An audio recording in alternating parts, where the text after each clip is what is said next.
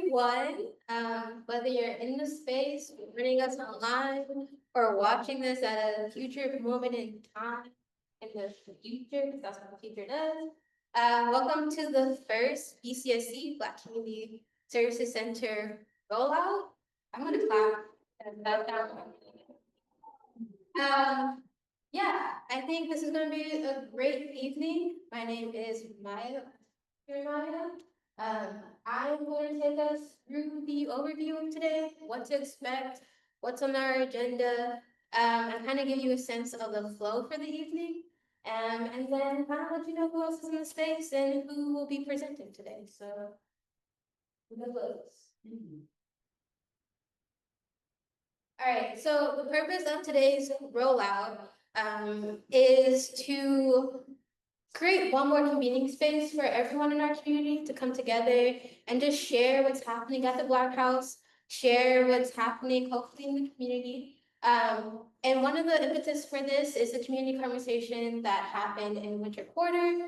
I think that was a really amazing space. And one of the things we heard from folks in that space is that they wanted us to be more transparent about things happening at the Black House, whether it be with the space itself, with the budget, how we're dealing with the current political climate, all those things. So the rollout is a space for us to do that, to communicate to the community what's happening at the Black House, and also offer space for you all to ask us questions. So again, folks in person, people online, there will be space for you to ask those questions. And if you're watching this in the future, then another way for you to ask questions is to just come by the Black House, ask them in person, hit us up on email as well. So we'll go through that. And today, in terms of our agenda, we're going to be talking about SNBAA, so Stanford National Black Alumni Association. Their summit is coming up. That's really exciting. So we're going to go through that. Reminders for international students, summer is coming, and I know some of you all might have some questions on where to find resources, so we're going to give you all those. We're going to talk about some Black House general updates. I know people are really interested in kind of like what's happening with the remodel, where we stand again with our current political climate. So we're going to give you some of that information as well. We're going to talk about the Black enrollment, dropping Black enrollment, and what we're doing, or some other people are doing on campus. And then we're going to talk about our upcoming budget cuts, because we've talked to our student staff about it. I know you all have heard about budget cuts at Stanford. And so it'll be very strange for us to do this, not talk about budget. We're going to go through that a little bit. And then at the end, there will be some time for general Q&A. All right, so I'm going to talk a little bit about how this is going to work. So the flow today will be pretty simple. So Dr. Rosalind Connerly, who is our Associate Dean and Career Family Director, and Don Johnson, who's our Assistant Dean and Associate Director of the Black Community Services Center. Again, in case you're watching this in the future and you're just like, where are y'all located? Black Community Services Center. They will be doing the bulk of the talking and the content. So again, these are their faces in case, I don't know, something's wrong with your Zoom or something happens to recording. There you go. So they'll be sharing most of the content. As we go through that content, each of the sections, for example, SMBA and the summit, those are split up into different sections. And at the end of each section, there's an opportunity for folks in the space and folks online, or again, in the future, if you want to come and talk to us about it, to ask questions. But in real time, we have Manette Berry, who is our special events coordinator. She's going to be watching the Zoom. So if you have any questions, please use the Zoom Q&A or chat function to put those questions in there. So we provide kind of short updates on what's happening in case you can't quite hear, because I know sometimes Zoom is a little wonky. So she'll be putting in type summaries, as also collecting your questions. So at the end of each section, we'll address those questions first, and then if any others come up, feel free to put them in the chat or participate.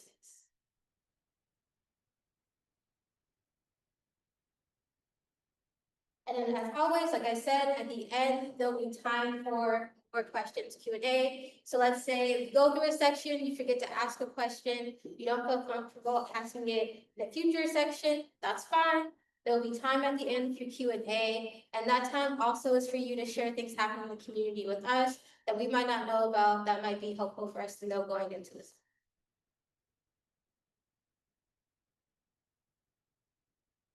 So yeah, without further ado, I'm going to invite Dom Johnson up to the stage to talk about the Stanford National Black Alumni Association Summit. Thank you, Dr. Maya. Okay. The Stanford National Black Alumni Association is in fact going to be hosting their summit here on campus in 2026, spring of 2026. We are currently waiting on the exact date, but it looks like they have narrowed down somewhere end of April, beginning of May. This event happens every 2 years. So last year, no, 2024. Yep, 2024 was in New Orleans. 2022 was in DC. So this year they're bringing it here. This will be the first time that they've been on campus with this particular event. And as I understand it, a lot of the other affinity groups have already done a summit of sorts on campus. So it's now our time. What does this mean for the community? A lot. There's going to be a lot of alumni around. That's really what that means. And the board is actually looking for student support and thinking about different events and things of that nature. So as it's planned, there's going to be at least one day on campus of this like multi-day thing. They're going to be all around the Bay Area, but they're trying to pick that one day. And that is that they're actually looking to get some student input to really think about what are some of the events that y'all might want to have with them. How do you want to keep connected, work with the alumni? Just like a quick blurb about it, this event is the purpose is to create a connection between alumni outside of their reunion years and homecoming. And then with them being on campus, it would also be a time for them to connect with students, faculty, and staff as well. So if you are interested in being a part, make sure you check your Instagram. We're going to be giving updates there. Also, make sure you were checking your emails. We're going to be sending out some emails. Or somebody on the team is going to be sending out emails. But if you are interested in supporting, helping to plan, helping alumni to navigate their way around campus, please reach out to me. Just email me, and I'll be able to pass your information along to the board. So email is domjohns, DOMJOHNS at stanford.edu. Okay, so reminders for our international students and folks coming internationally to visit.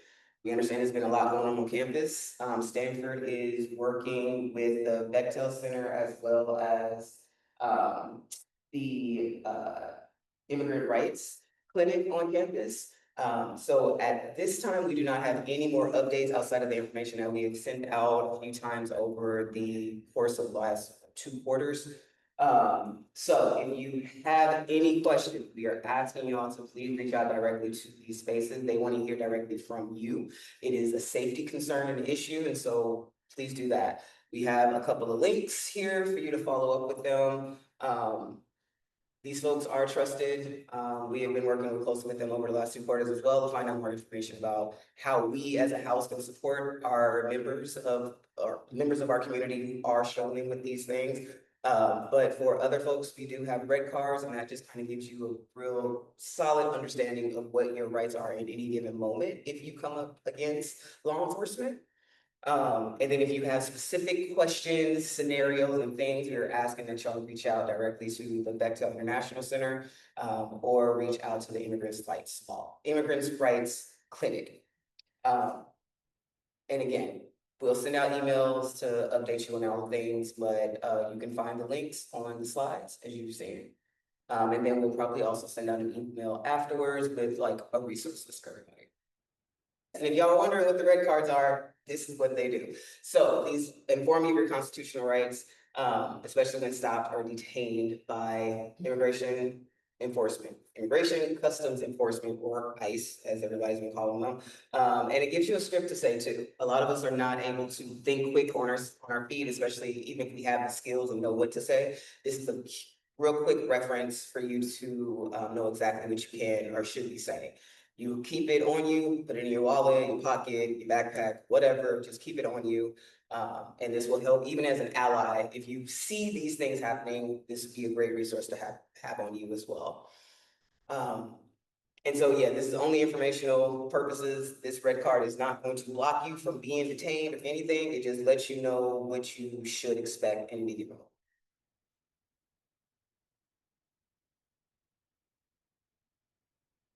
Yes, if y'all have any questions, please pop them in the Q&A and we will do our best to answer them. Next, I'm gonna pass it off to Dr. Rod for updates.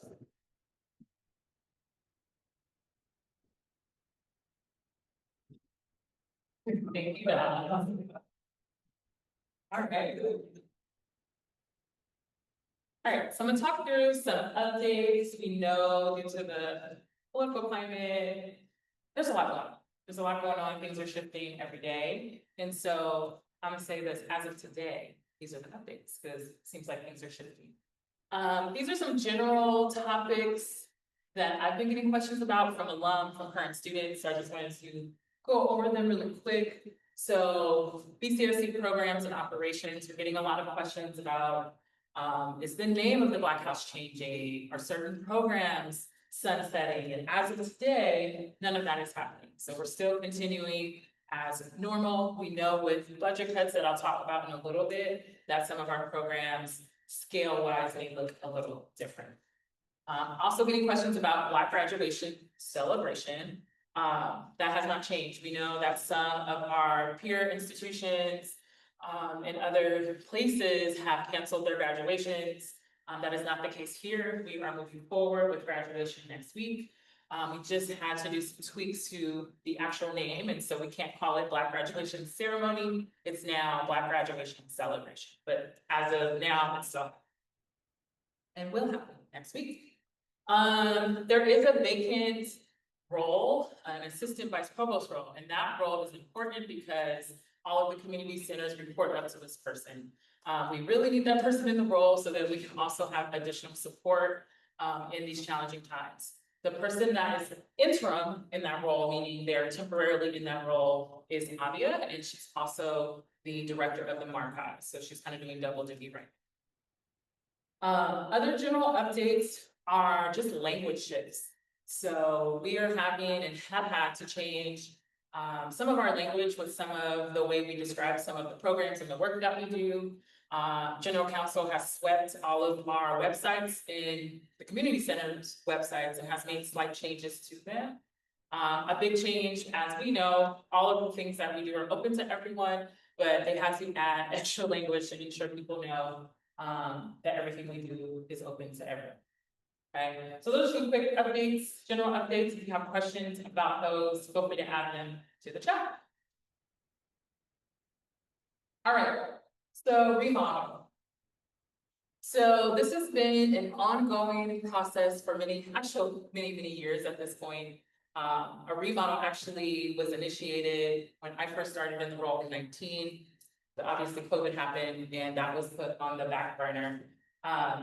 We have an actual full-on remodel has not happened to the inside of the house.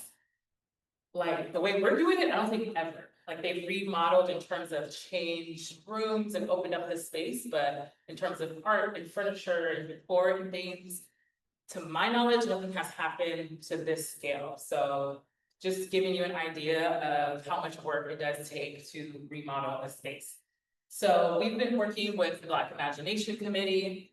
And they've also been working and getting information out to you all, specifically students, to get feedback on what the remodel could look like inside of the Black House, right? So again, as we're going through the remodel process, our decisions have been informed by the Winter Quarter Community Conversation that we had, as well as the survey, the Black House Review Survey that's been floating around.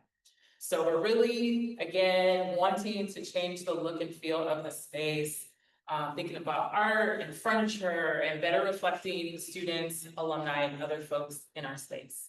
So that's a little bit about the remodel. So, next steps. So what's happening now?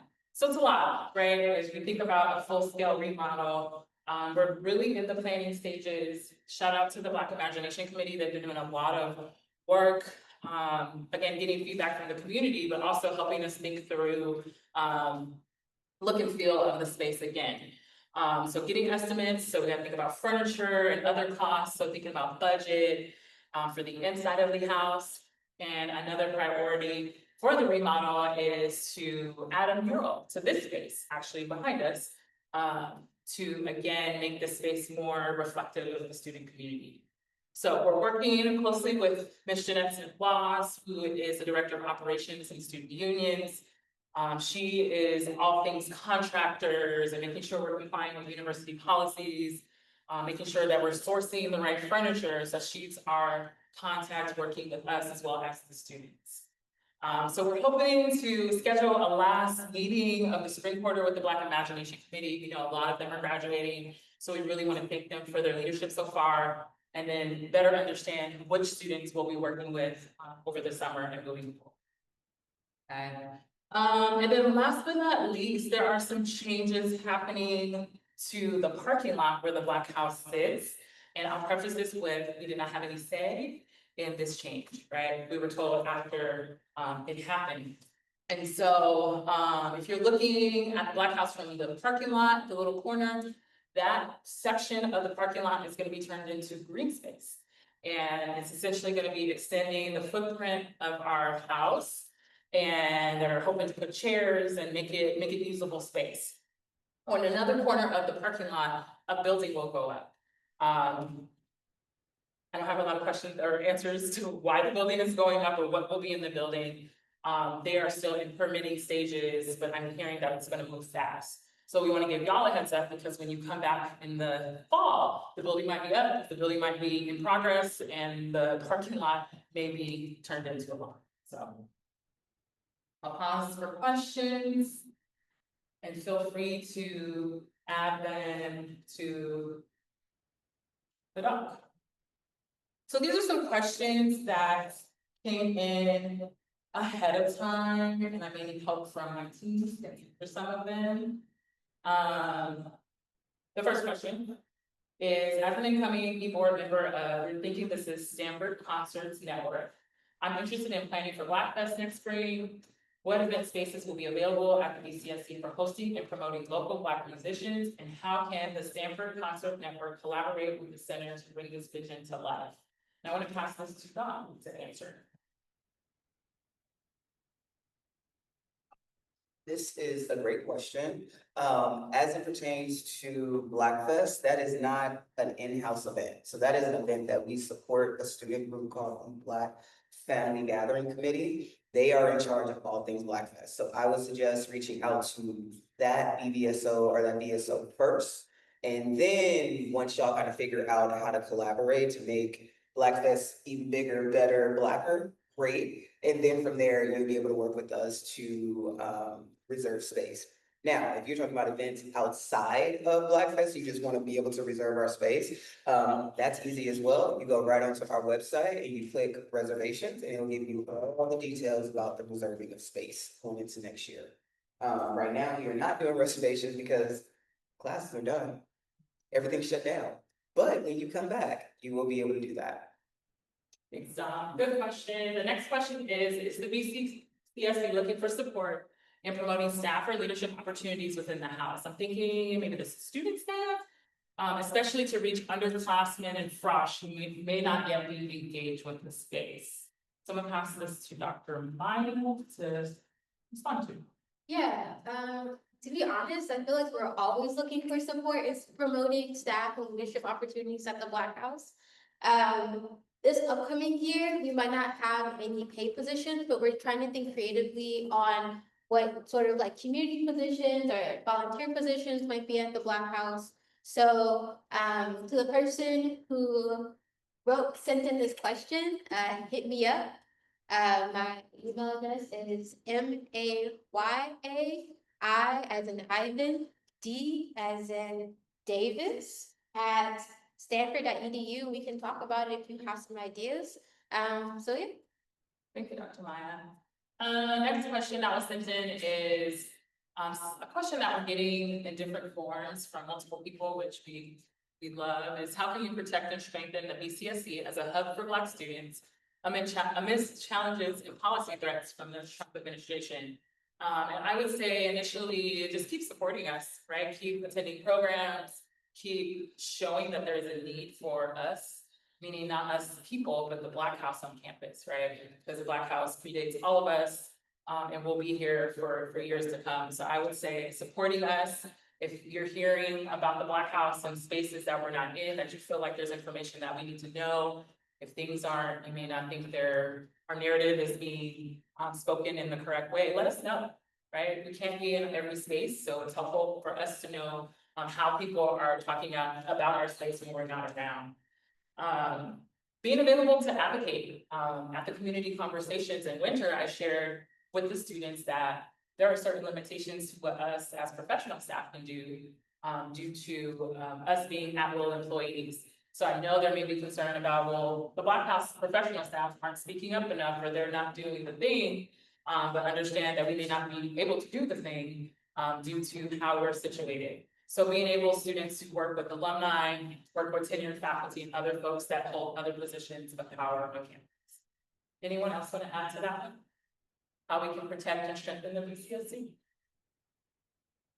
Yeah, I guess I'll say just really briefly, even if you're in different spaces and it has nothing to do with the Black House, but it's information that you think will help us do our job, I think that's also important, especially around diversity, equity, and inclusion. And I think this goes to say, without even thinking about our current political moment, just letting us know what's happening in the community, whether it pertains directly to this or not, is really helpful for us because it gives us a sense of the landscape. And so I think a lot of times people are like, oh, I didn't tell you because I didn't think it actually impacted Black students. I think everything on this campus in some ways impacts our students and our communities connected to our communities. And so we don't just think about Black students, faculty, and staff, but we really try to think more collaboratively, more in terms of coalition and other communities that we can help as well. So again, helping us understand what's happening in terms of the landscape of Stanford is also a plus. Yeah, thank you, Dr. Ryan. Again, feel free to keep adding questions to the chat, have other things to add to that question, but it's a good one because we will continue to need the support as things continue to shift. So this last one looks like it's for our professional staff members. So they're new staff member, they're looking for opportunities to meet other Black staff members. Are there opportunities to have Black staff at Stanford meet each other, et cetera, et cetera. So this opportunity, I want to shout out the Black Staff Alliance. That is our affinity group. I'll say geared toward Black staff, but open to whoever feels full with joining. You should have received information about that through your orientation, but if not, on the Stanford website, you can search Black Staff Alliance and your website should come up. There are also new co-chairs that just transitioned in maybe a month or two ago, Mia Love and Anna Akumu. So you'll be hearing more from them. They have several events coming up for Juneteenth. Look up the website juneteenth.stanford.edu and you'll figure out and find more information about Juneteenth as well as the Black staff.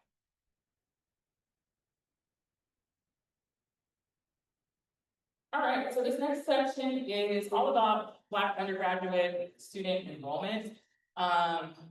Isan is not with us today, she's not well, so I will be taking over this section. She put in her notes to make sure we cover everything as well. We talked a little bit at the community conversations in the winter about the decline in enrollment. We know that our current fresh class is down by about half, which is significant. And so there's been a lot of conversation and strategy happening at the Office of Admission level, but also honestly at the Black alumni level. They're really trying to understand what can we do in the future to not prevent this from happening again. So I just wanted to share some ways that students can get involved, other folks, and things that have happened and typically happen every year. Some of you may know that AKAs had their letter writing campaign, I believe last week. It was called Dear Future Cardinal. So that's one example of how BBSOs can also assist with talking and speaking with specifically prospective Black students. Other ways that Stanford students can get involved, as as y'all may or may not know, we get a lot of visit requests from groups of prospective students and families. So as we start back up in the fall and winter and spring, helping us with those visits helps. We have student staff who also help us with those visits. This year, EHJS has been amazing with filling in as well. So please look out for those requests. Shout out to BSU for their high school conference. Dom, our professional staff, works with that committee to help plan that and oversee the planning committee every year. So that's something that's been going on like 20+ years. So please, if you're interested that way.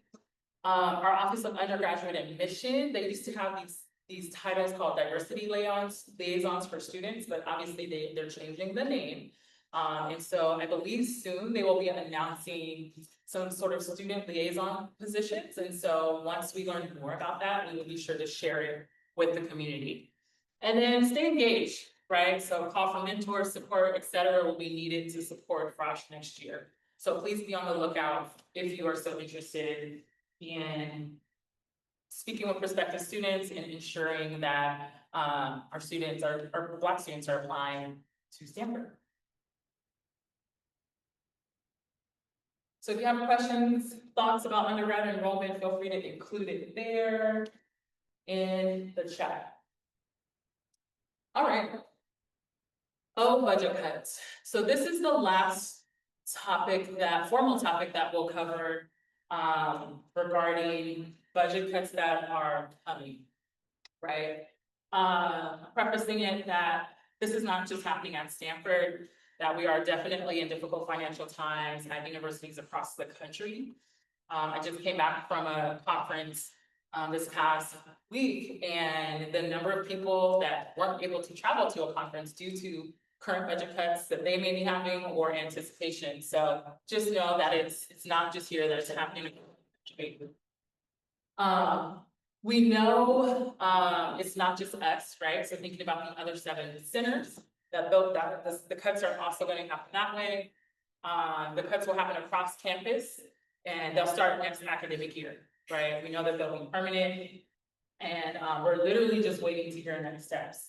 So what does that mean? What do budget cuts look like? That can mean thinking about our programming budget. That means that our budget could be reduced, which we know we're waiting for that percentage, where we know that some professional staff may move to 10-month contracts. We know we have heard that's happened across campus. We don't hear that's happening with us in the centers. But those are some things that are coming up when we're talking about budget cuts on campus. So here's the potential impact. We're expecting to reduce between 10 to 15% of our spending. So this is our operating kind of all-in budget for next year. Again, we don't know the number. We don't know if it's 10, we don't know if it's 15%. We won't know anything until later this June. So we're kind of in this holding pattern. What does that mean for staffing? So we know that can potentially lead to less student staff next year for the Black House. We know a good chunk of our budget goes towards programming dollars, goes towards student salaries as well, or student wages. Staffing changes that will happen over the next couple of years, professional staff-wise.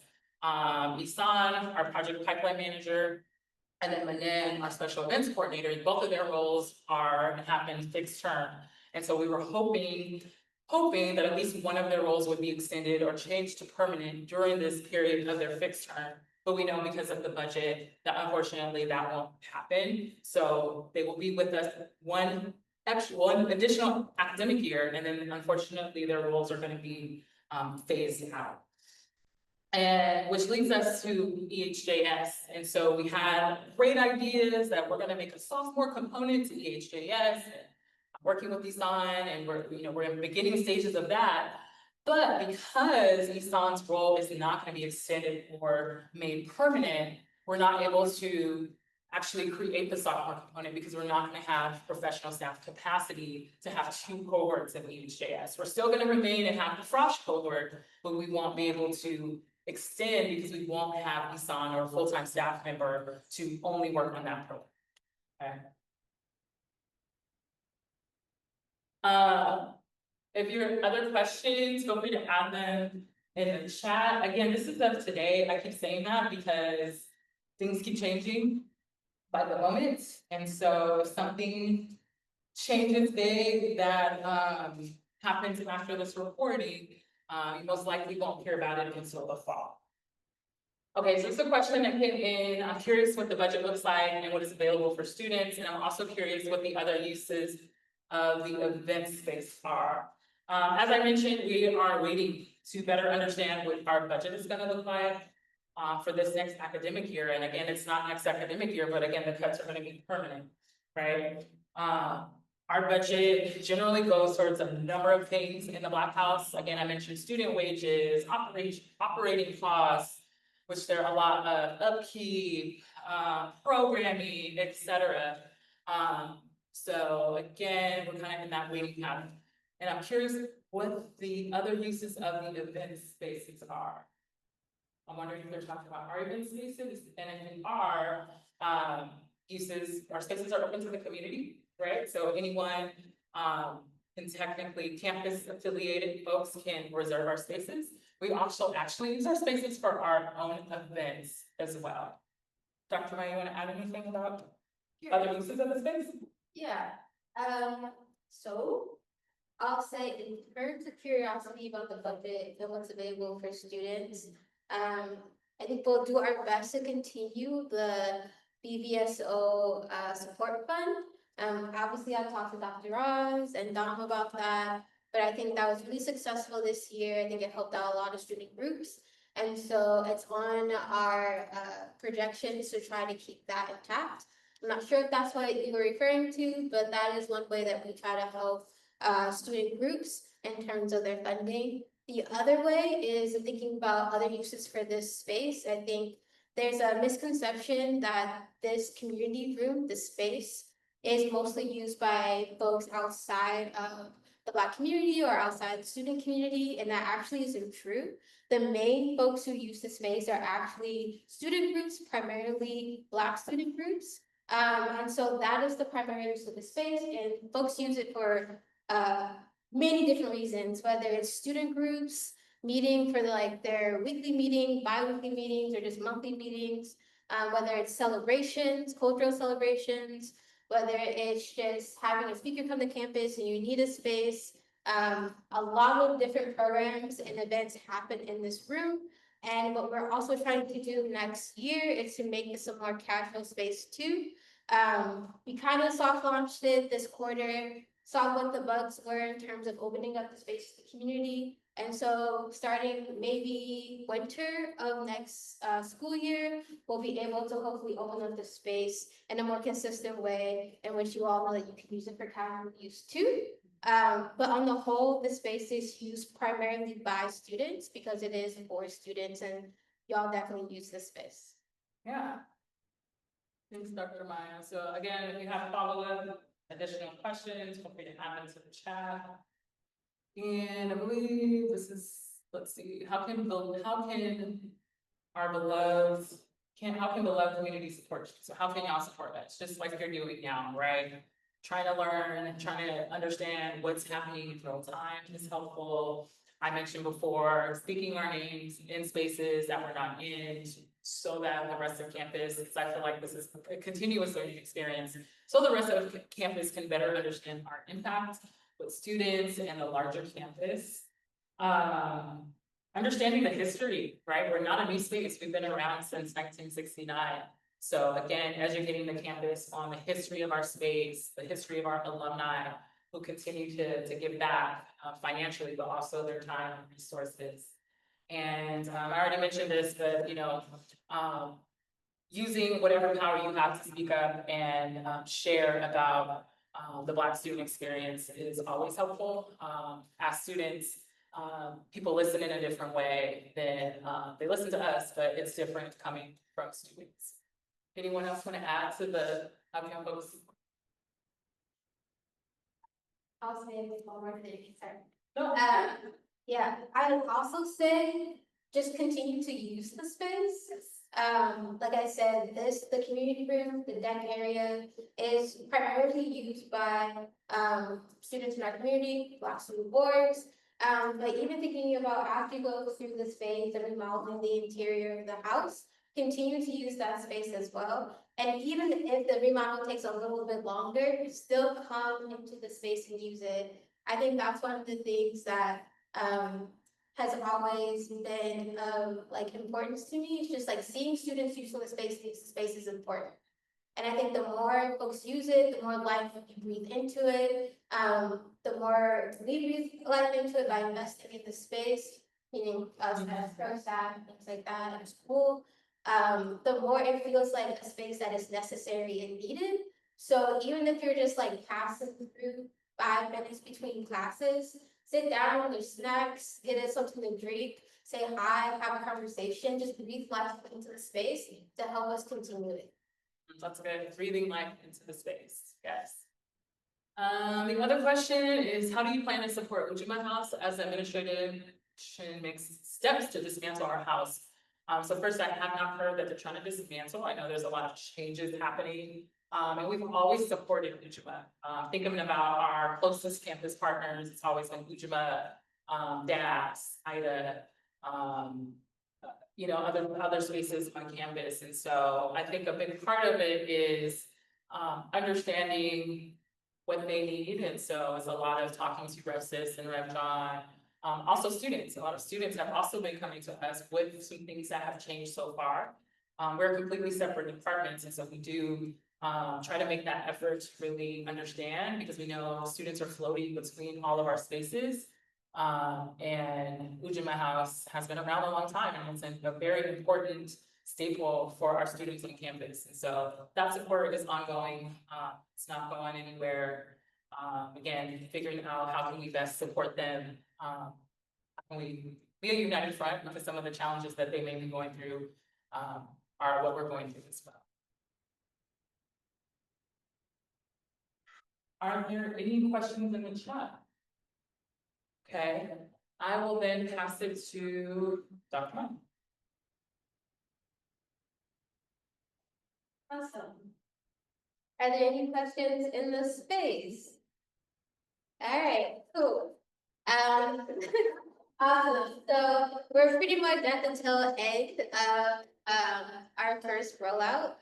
Thanks for tuning in, whether it's in the present or the future. Really appreciate y'all spending the time. Again, bless you.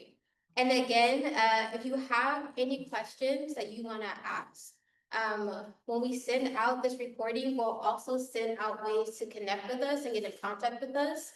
One of those ways is to visit us in the summer. Our summer schedules aren't completely solidified yet, but once that is a thing, we'll be posting on our social media and also putting the schedule up on the front doors so you can anticipate when certain staff members will be in, and also just in general when the house will be open.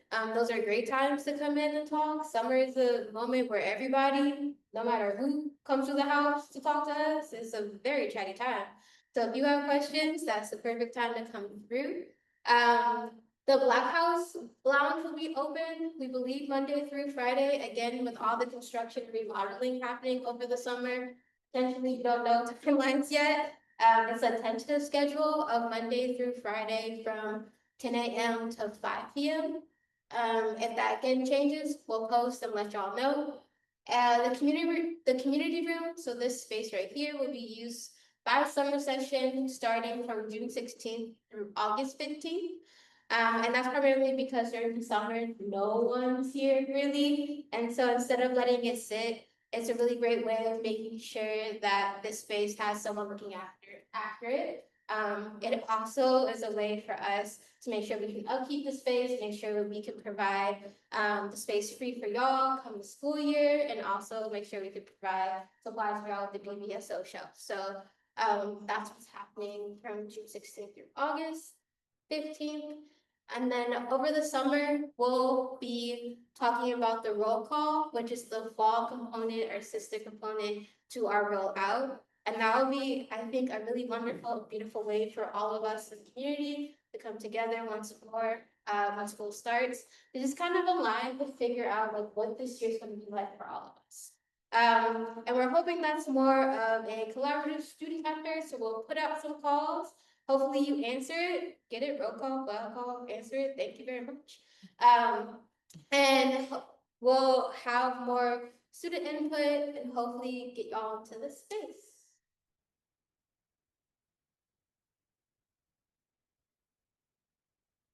But that's it. Thank you for coming. Thank you for watching. Thank you for helping. Thank you for sections. The end.